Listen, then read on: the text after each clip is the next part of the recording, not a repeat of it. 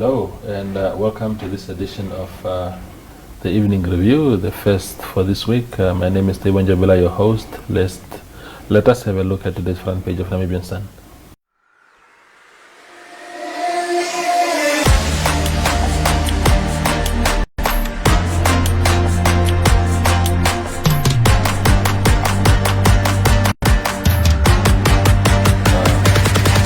Review, the first for this week. My name is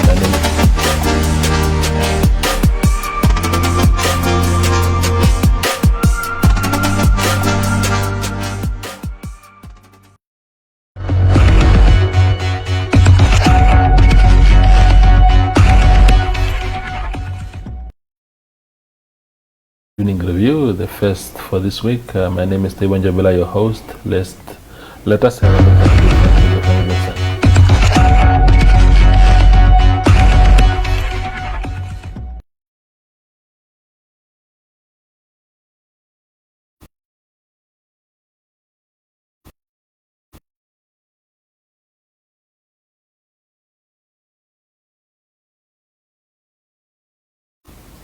Okay. Stand by. Action. Today in the studio we are joined by Vinsent Kanyetu. He is the Secretary General of All People's Party, APP. Welcome to the show, Vincent. Thank you, Toys. Sure. Thank you for having us. Sure. Yeah. Indeed. Now, we are heading into the election next month, and one of the issues that people are struggling with is really to have clear identities of these political parties that will be contesting in that election. What would you say is the identity of your party? Or what is it? What is the philosophical and ideological identity of the party? Well, thank you. Our party's identity is very simple. As the name speaks volume and say All People's Party. How does one identify All People's Party and distinguish it amongst the other political fraternity? Our logo is a simple logo of the Namibian. We have a logo, more especially on our shirts, which is a black logo that has 14 diamonds within it inside. The diamonds represent the 14 regions that we have. And the map is obvious, the country that we are representing, Namibia. So one will identify All People's Party by its color, which is predominantly red. That's our dominated color, red. And with the map and the 14 logo diamonds, which are the 14 regions of Namibia that we currently have. Indeed. Yeah. But in terms of what you want to be known for, there are parties like the Landless Movement, Landless People's Movement that prides itself around the issue of land. What is sort of your primary focus as a party, or what are some of the issues that you think you want to be identified with? Just wealth redistribution. Our party firmly believes that the wealth that Namibia has should be shared equally amongst everybody without looking at race, political affiliation, religion, and what have you. APP believes that should the resources shared amongst the population equally, then we wouldn't have the poverty that we have now in Namibia. We wouldn't have the unemployment that we have in Namibia. We wouldn't have even the crimes that are committed in Namibia as a result of poverty and as a result of unemployment and as a result of a lot of social ills that we have.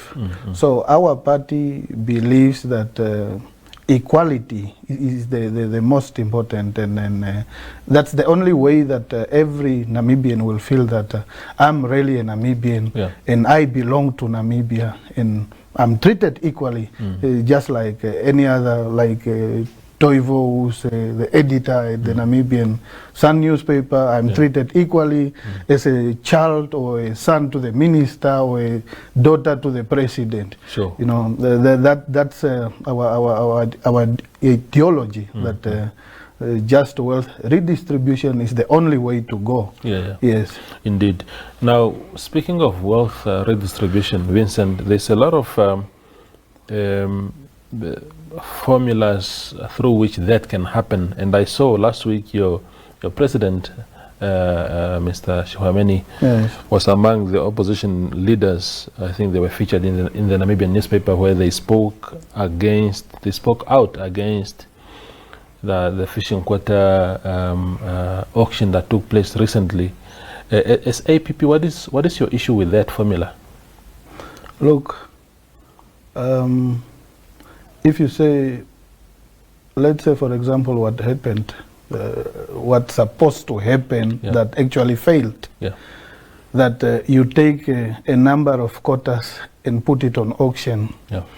The moment you put something on auction, you are saying the poor must remain on a side, and those that are having the means, by all means, must have everything, be it the fishing quotas, land, or whatever that you are auctioning. If we all know, you know, I know, everybody knows that we are living in an unequal society. In Namibia now, when you look at the haves and the have-nots, the gap is actually widening. From the first day 1990 up to now, the gap is actually widening every second day. It's just widening. Now, why is the gap widening? Because of how we are doing things, because of the purpose that we are having at the back of our minds that we are doing things for. Now, we are living in a country whereby our lives are run by mafias, if I have to use the word, you know.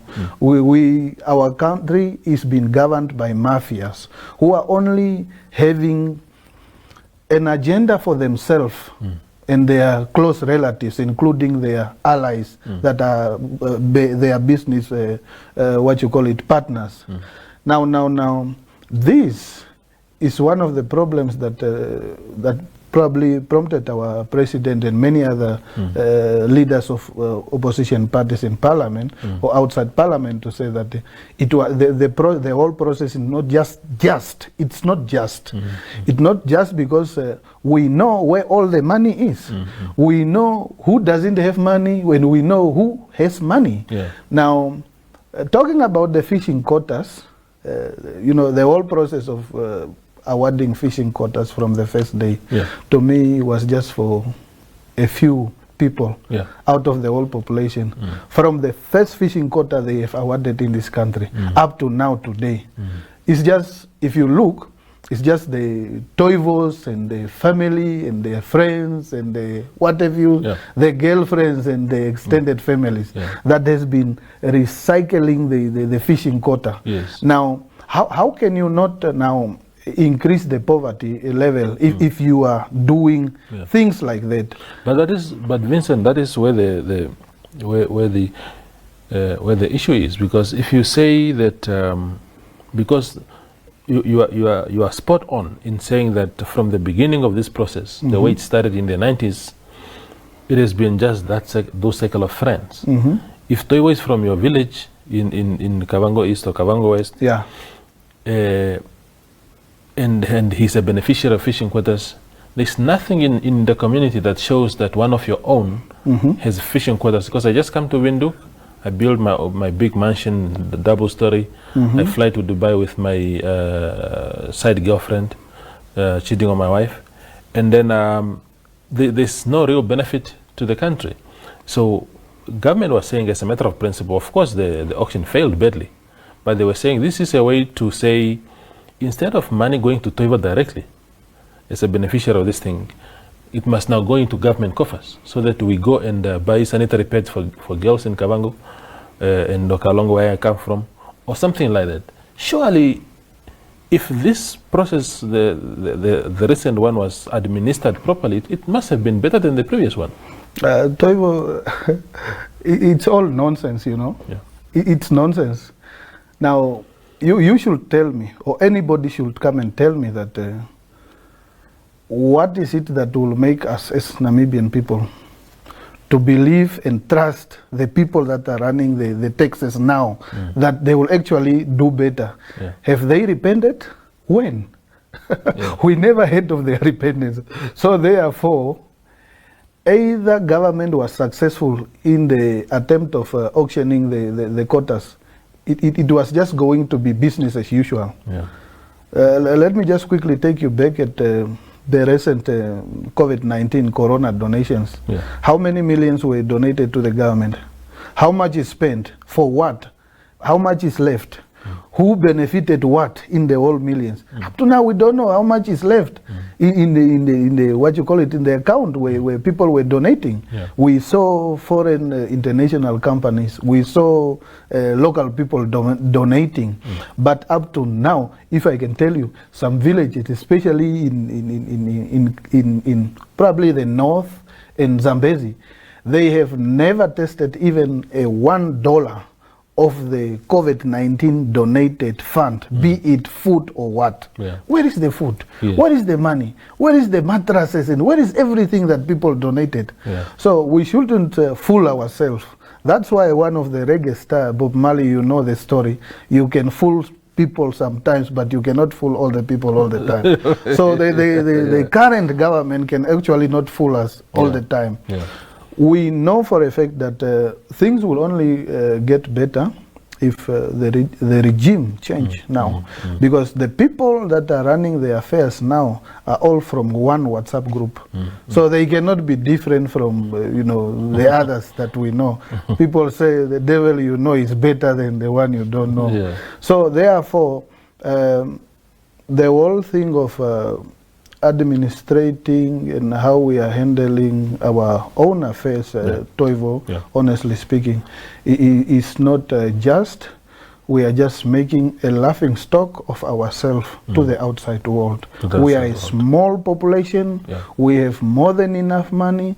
The problem we have, we are too greedy and selfish. When you are sitting here, you think about yourself. You don't want to think about somebody at Okangwati or Tavi. You don't want to think about a child under the bridge of Ketmans. You don't want to think about a child under, behind ShopRite Hobabes there, or behind the ShopRite Tsumeb or any other town, who has never, for the past 5 or 10 years, tested a fried chicken. We have to be more human enough to think about others, not only about ourselves or our immediate family. I hear you. Thank you. Now, Vincent, when you say that the people in power are, those, I suppose you were referring to those that were administering this fishing thing, who are now in jail, and those that are in charge now, saying essentially they are from the same WhatsApp group. Yes. They're unethical, they don't care for anyone. But this is also what you guys do in the opposition. In your case, let me get personal a little bit. You were in PDM. You left PDM because there were allegations that you misappropriated party funds. Surely that is the same thing as those that are in government. How are you different from them? You see, I was never in PDM, number one. I don't know PDM. I was DTA. I was only DTA. I only heard about PDM now. I was DTA for many good years. I left DTA because the way how the leader, was behaving and was trying to be funny with me. The first party I joined in my life was DTA, and I never knew of any other party. I only used to know SWAPO, because my father was SWAPO coordinator in UIS. He used to work for mines. So this way I know a lot of big guys like the late the Labour Deputy Minister, Tate, my soul rest in peace, is where I know Risto Kapenda. It's where I used to know Ben Olenga and the others when they used to come around, who is there to mobilize the mine workers. My father was a coordinator. So then when I grew up, I decided then to join DTA You see, my grandfather was also one of the ministers in Kavango. He was a minister of Home Affairs. So there is, I most of my time when I grew up close to my grandfather, and I was inspired by him being a minister in that administrative government, and I ended up becoming a DTA activist, youth league, and so I rose up to the level of Secretary General. But you know, you must also remember that DTA was not a sole party like all other party, like APP, for example, but DTA was consisted of small tribal parties, you know, Kavango party here, Damara party here, Herero party, and stuff like that. The allegation that was made, it was made that we sold the, what you call it, the property in Rundu, which is the DTA property, but which was not, because the property was for the Kavango party. So every tribe then that affiliated to the umbrella body, which was a Turnahale, Democratic Turnahale Alliance, which was the DTA, had its own power that they can do whatever they decide in leadership as they so wish. Then it was not the only property that was sold. You had a lot of property within the Herero communities, especially. You remember the DTA was dominated by Hereros. You know, you have a lot of things, buses, vehicles, weapons, tents. You know, you remember those big tents. If you ask it, where are the tents and the vehicles now? Some of them you find it at some Herero colleagues' farms, but nobody was expelled from the party because they did it in accordance as agreed by the NUDO then, which was affiliated to the DTA. So we also did the same as NDEP that was affiliated to the DTA, and because of the reasons that were there, we decided, okay, the leadership must take decision. It took a decision, but also good enough. Most of the money that was, all the money that was for the transaction which was made was also spent for the campaign, because during that time when we took over leadership, the party was almost in a zero. There was no money in the national account of the party. So then, because the leader then had his own agenda that he wanted to do on a property. He told me he had a Chinese friend, what is this famous Chinese guy? Apparently he spoke to him, said some days, and there was $1 million transaction agreed and what. But it was not his personal property. It was a property donated to a Kavango party, because he's a super leader or super president, probably untouchable. That's a story for another day. Then he decided to instigate others, to label my name specifically and the others, this corruption, what. But you find a lot of properties, including the Commercial property that we have here. There was no resolution taken. It was just a personal decision of a leader to decide to sell the Commercial office here, that we had as a head office. But nobody was also expelled. Nobody was suspended. What did you do with the money? Was it maybe others didn't get expelled because maybe they sold these things and reinvested in the party, and maybe you guys didn't do the same? Did you pocket the money? Or No. Nobody pocketed to the money. Nobody. Just as I said, there was no money into the national account. Some money was paid. The DTA also had a property in Hobabes.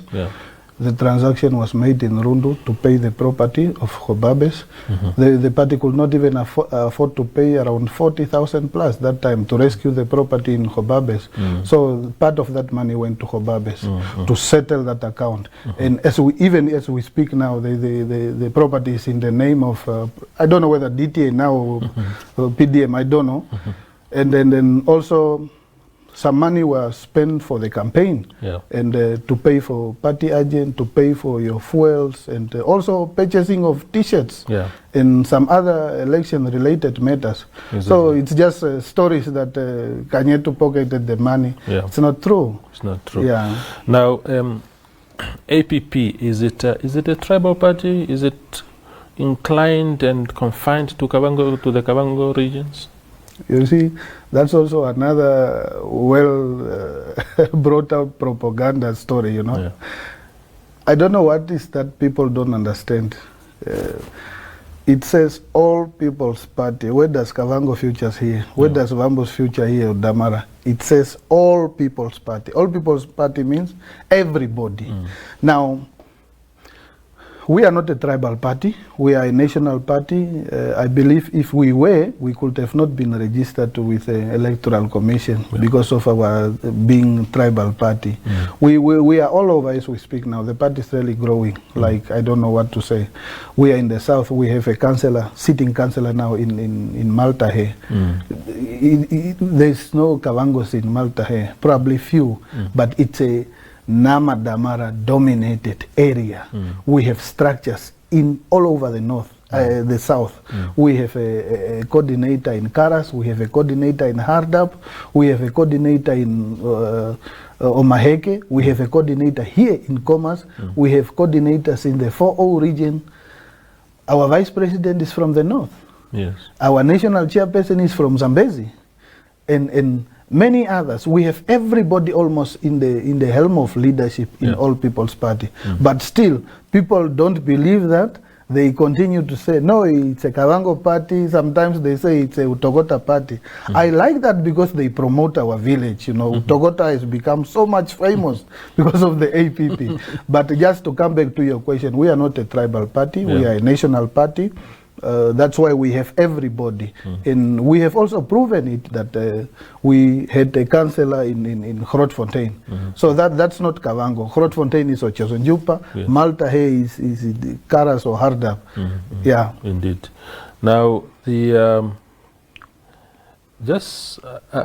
something just crossed my mind now, and sorry, Vincent, that I'm taking you back to this question. No problem, yeah. So when you're president, and I know that you're not here to speak for him. Yes. But Ignacio Shiwameni is a beneficiary of fishing quotas. He's in that space, maybe not actively anymore or whatever, but he's a beneficiary. If you go to the books, his name will pop up there. Is that why he was opposed to things being done differently? This quota things, auctioning? You see, you are just like your friends. Yeah. Maybe you are also in one WhatsApp, because you are all from the media. Since, I don't know when this story started of our president being a beneficiary of the, fishing quotas. He told me himself. Last year I went to his house for an interview and he told me that he said he and who else, there's some SWAPO people that they are in the same company. I can't remember the other partners, but he told me himself. Are you talking about Kororo Fishing Company? I don't know the name of the company. But he was there with, who was it? He's there with some people in SWAPO. Because he told me that last year it was on record. I'm not speaking on his behalf. Yes.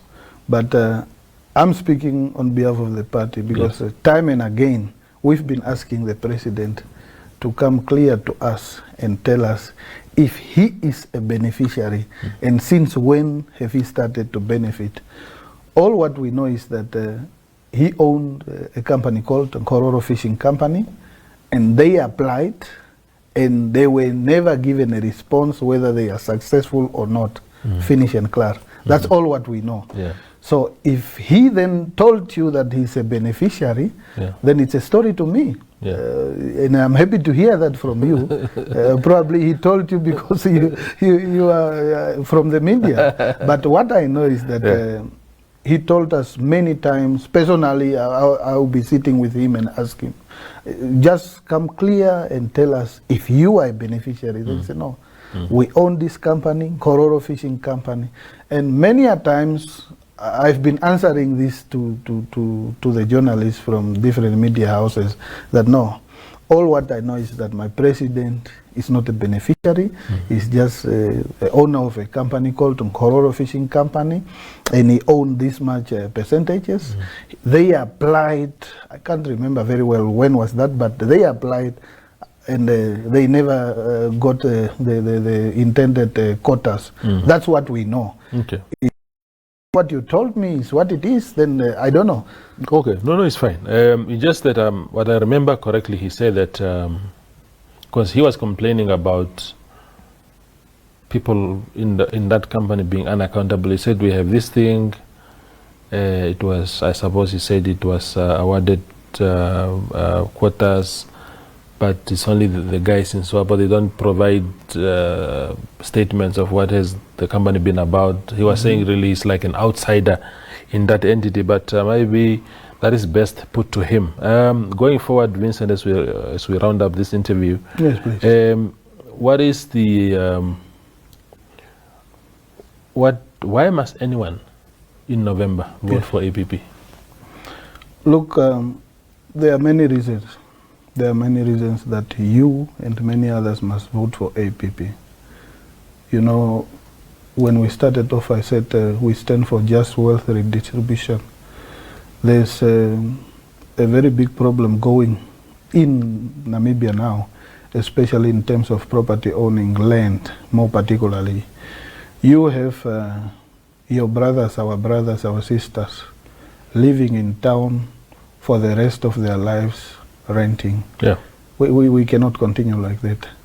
You have people going to school, graduate, and since they came back from school up to now, resuming their employment in whatever field, renting. Some people are dying renting. Yeah. We cannot continue like that. Why? Because we have enough land in Namibia that we can share amongst ourselves. And what is the problem that everybody don't have land? The system. The system is disadvantaging Namibians not to own land. And those that are implementers of the system are also to be blamed. And the reason that you and the others is to vote for APP is that, one, we are going to make sure that the system changed. Yes. 30 years is really long period of time. You know, people are married now. 30 years old people are fathers and mothers. But 30 years now, our colleagues don't have land. Personally, I don't own a land in my own name. I don't. I've been applying in Rundu since I don't know when, up to now. I don't own a land, neither in a village or in town. I don't. But now I'm over 40. When am I going to own land? You know, I'm just few years to my 50s and stuff. So we are going to change the system. We are going to make sure that the transparency within the municipalities and the councils prevail in terms of tender awarding, in terms of land distribution or land awarding. We are going to make sure that everybody who's already an owner of a property, let's say in Windhoek here or Kahanja or Tsumeb, should less be considered when it comes to land giving, let's say in Ondangwa or Rundu or Katimamlilo. Because the problem we have now is that you have few people that are owning almost the entire Namibia, whether for business purposes or residential purposes. Now tell me, how are you going to reside in 5 properties? How? You are a only person. You, Toivo, you are one person, but you have in every town a house. How do you sleep in all those houses, 14 houses, while you are one person? So that's the stinginess and that's the selfishness I have been about earlier. APP governed and APP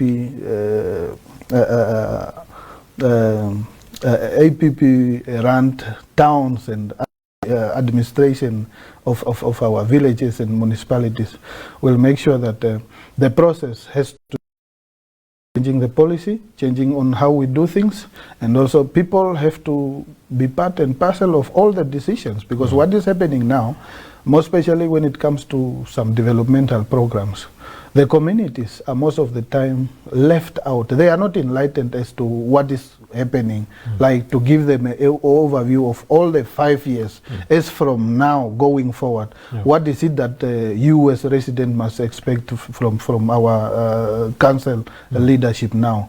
All what they see is just to bring your Chinese here. No, you have to vacate the whole space. There's a development coming for houses. How are the people benefiting in the houses? It's just the money that the foreign international companies are coming to fork out of our towns and take it to Hong Kong, Beijing, whatever they are coming from. So therefore, we, with our leadership, we are going to make sure that those things should stop to continue. And to make sure that everybody must be consulted. When decisions are made, before decisions are made, the relationship between council and the community of every town has to actually improve. Because what we have now, elected, you see councillors going around suburbs now. Vote for me, we are standing for what? Youth empowerment. That's just rubbish and nonsense. At the end of each and every election, you see these people becoming honorables, tinted glasses, Mercedes-Benz. Now you have your Range Rovers. And then you don't even know the people who campaigned for you. If they happen to bump in you by the mall, you even forget their names. What type of nonsense? So therefore, with our leadership in every town that we are going to lead, now going forward, including our consultation, things are going to be more transparent than before. Things are going to be inclusive, and only number one before we consider everybody. We have been sidelining our own people for a long time now. Even some guys here are good constructors. They own companies that are really have been performing well. But when it comes to acquiring land, it's a problem. Well, we know of the briefcase, companies that are moving around here, overnight companies. But we take stock of the companies that have been performing very well, that have got clear record of their work, and we give land to those people so that they can develop and also empower our brothers in terms of employment creation and stuff like that. And the money will remain in Namibia to boost our economy. So these are some of the very few reasons that you, Toys, and many others must vote for the APP come 25 November. Vincent Kanyetu Mpandu. Thank you, Mpandu. All the best, Sure. That is Vincent Kanyetu. He is the Secretary General of the All People's Party, talking about their preparations ahead of the elections and also what the party stands for as far as its space in the Namibian politics is concerned. Thank you for watching.